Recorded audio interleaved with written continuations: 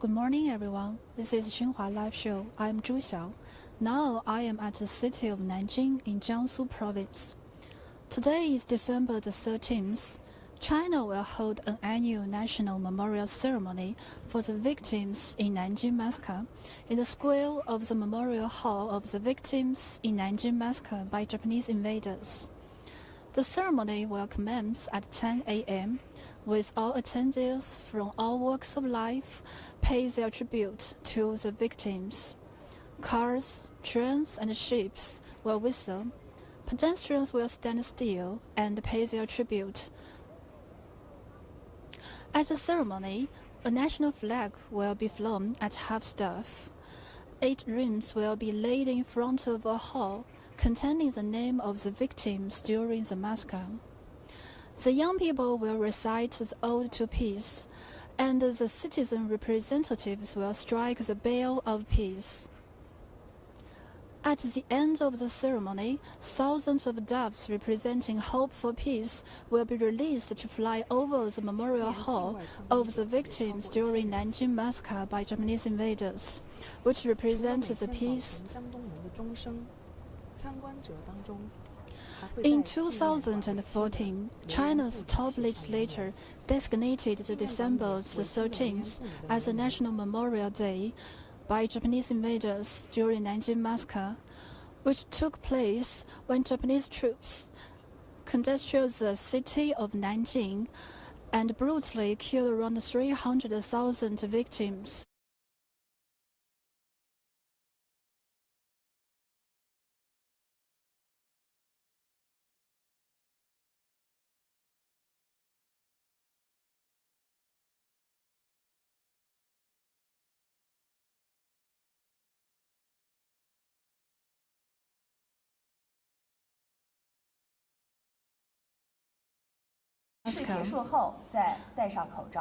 We hold this national memorial ceremony to recall the people not to forget the history and cherish the peace.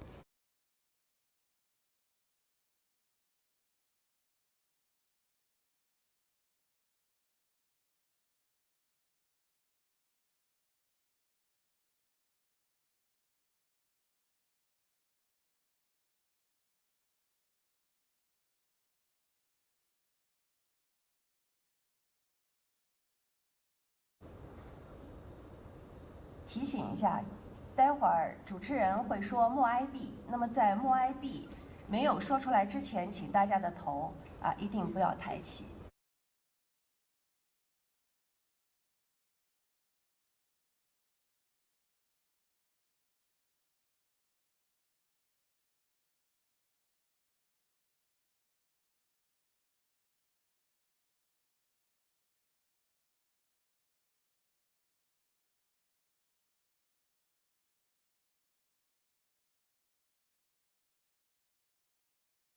也将同步举行悼念活动。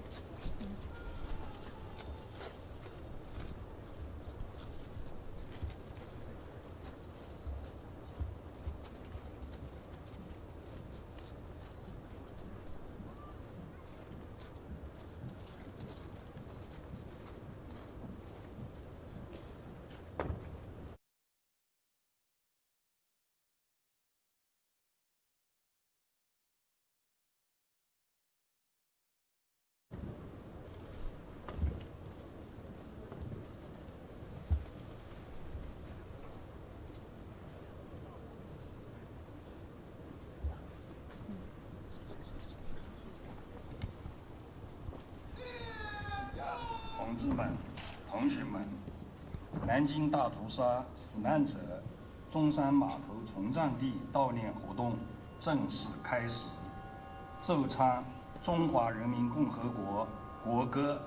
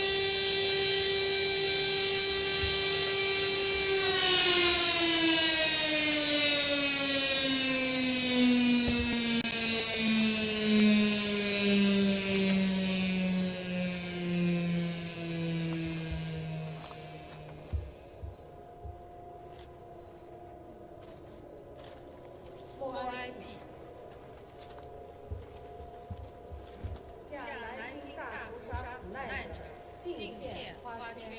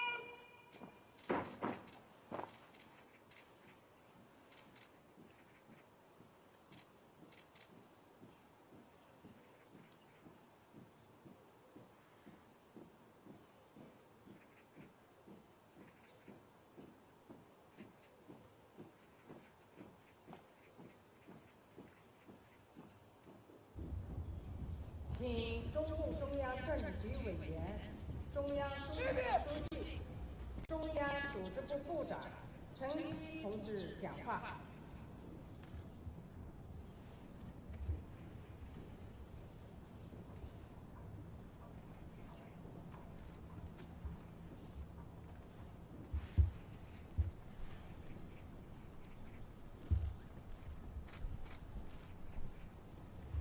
同胞们、同志们、朋友们，今天我们在这里隆重集会，深切缅怀南京大屠杀无辜死难者，缅怀所有惨遭日本侵略者杀戮的死难同胞，缅怀为中国人民抗日战争胜利献出生命的革命先烈和民族英雄，缅怀同中国人民携手抗击日本侵略者献出生命的国际战士和国际警员，宣誓中国人民铭记历史，不忘过去。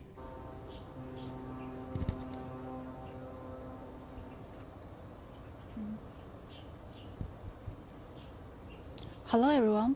During the ceremony, we also invite 4 students who study in Nanjing to talk about their understanding and idea of the history and the peace. First, 怀在南京大屠杀中死难的同 Nanjing, and this is Guo Qifan. Hello, and can you share us your understanding of the Nanjing Massacre?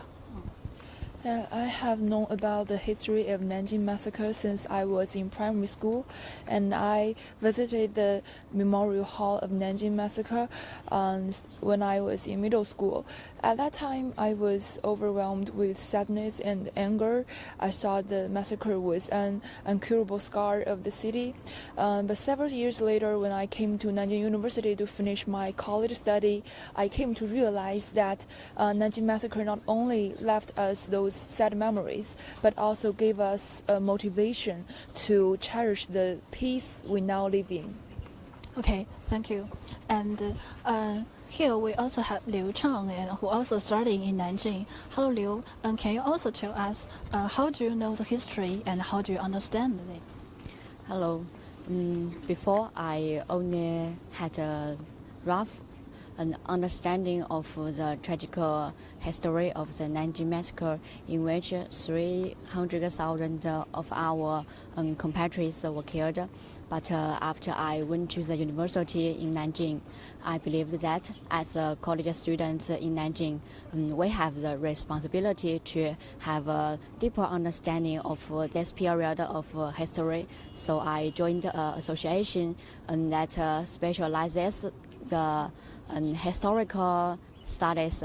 We organized 300 students to the Wailing Wall of the Memorial Hall, and we attended the activity that paint the victims' names more clearly.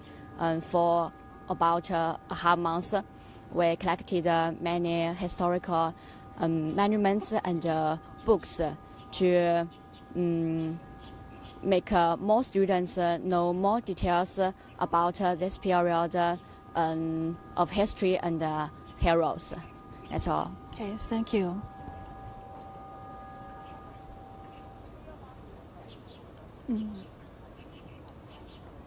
好。都更接近实现中华民族伟大复兴的宏伟目标。困扰中华民族几千年的绝对贫困问题，历史性得到解决，全面建成小康社会胜利在望，全面建设社会主义现代化国家新征程即将开启。这是我们对所有牺牲先烈和死难同胞的最好告慰。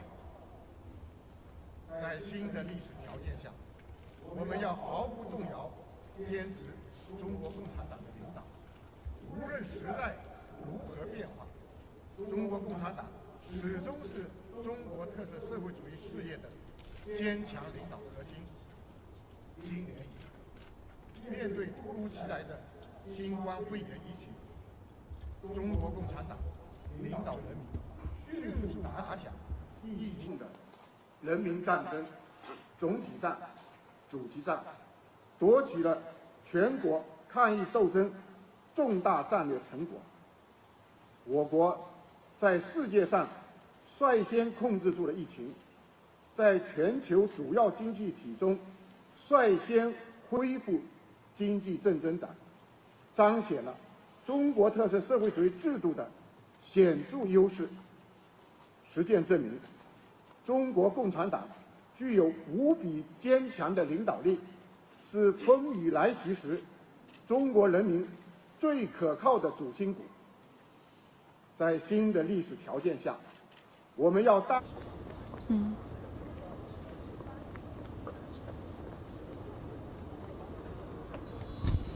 In addition to Chinese students, we also have 2 foreign students who study in Nanjing, and this is Lucas. Hi, Lucas. Hello. Can you share us your opinion about the history? Yeah, actually, before coming to China, I had no idea about this episode in Chinese history.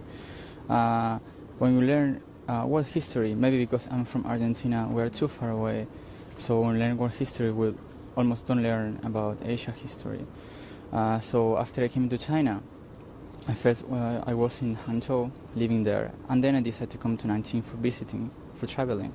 And then I was looking for places to come here in Nanjing, and in the top 5 it was the Memorial Hall. So I was curious about it, so I went there, and then I realized about this episode on Chinese history, and I think it's really important, not only in the Chinese history, but also in the world history. Okay, thank you. And here with Nakisa. Hi, Nakisa. How do you know the history of Nanjing Massacre, and how do you understand it? Nanjing Massacre is happened in 1937 during World War II. I'm from Uzbekistan, and I remember then our teacher told us about that history period. But it was the hard time, and I tried not to remember all that cruel details. Because when I hear when people are suffering and fighting, it terribly pains me. But I also know that such kind of situations are important to know, and I think it shows us how we should value history and people who were fighting against the war and were helping and protecting other people. That's why Nanjing Massacre, it's such kind of memorial ceremony is being held every year on December 13 since 2014, and it's very important to treasure, value, and to know. Okay, thank you. Thank you.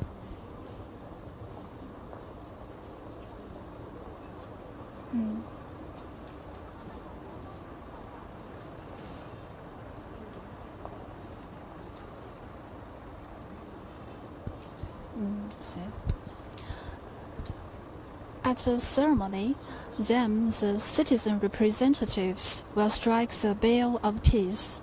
After that, thousands of doves representing peace of hope of peace will be released to fly over the memorial hall of the victims in Nanjing Massacre by Japanese invaders, which will remind us not to forget history and also cherish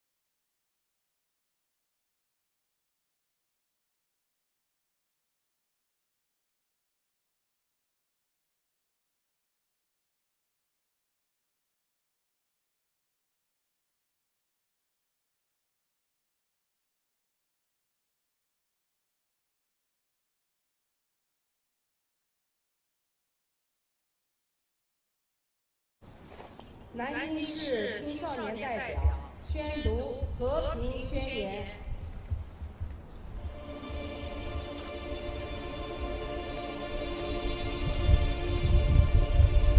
巍巍金陵，滔滔大江，众山花雨，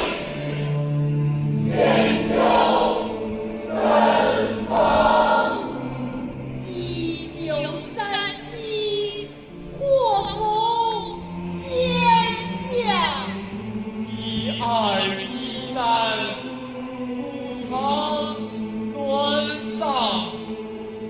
侵华日后，如月光沙，时光遍野，血染长江。31万。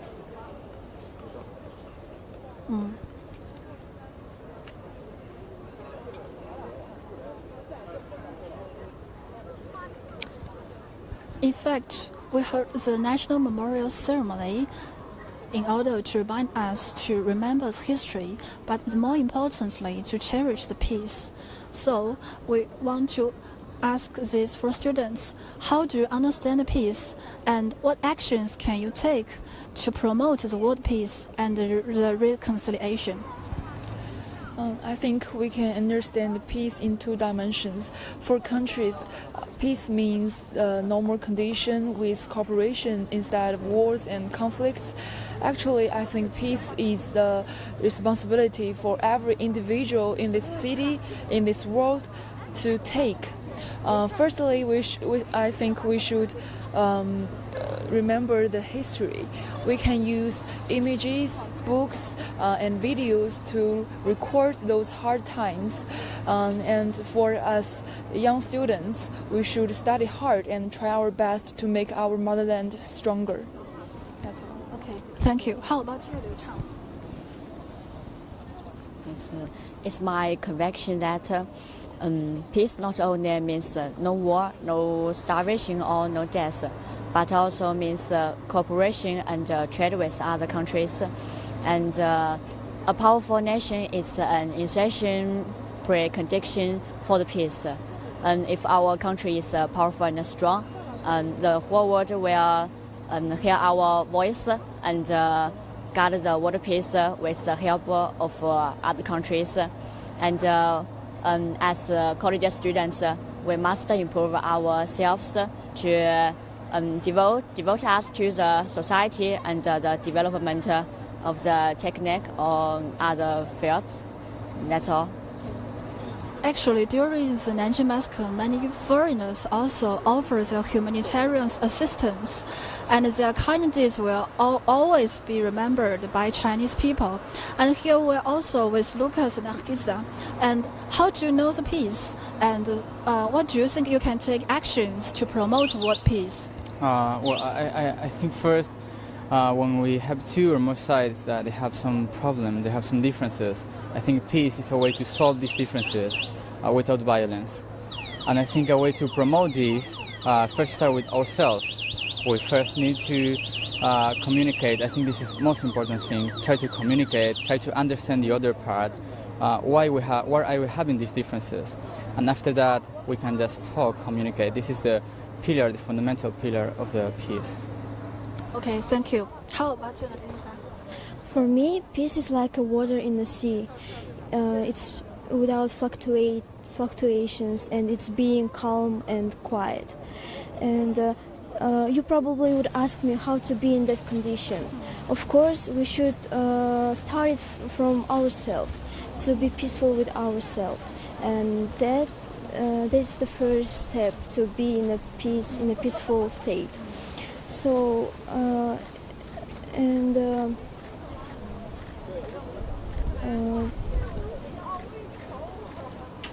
peace is a tolerance, is a resilience, and peace is the mutual respect. Okay, thank you. Actually, in 2017, Nanjing becomes China's first international city of peace. The Nanjing Massacre makes the people in this city more aware of the significance of peace.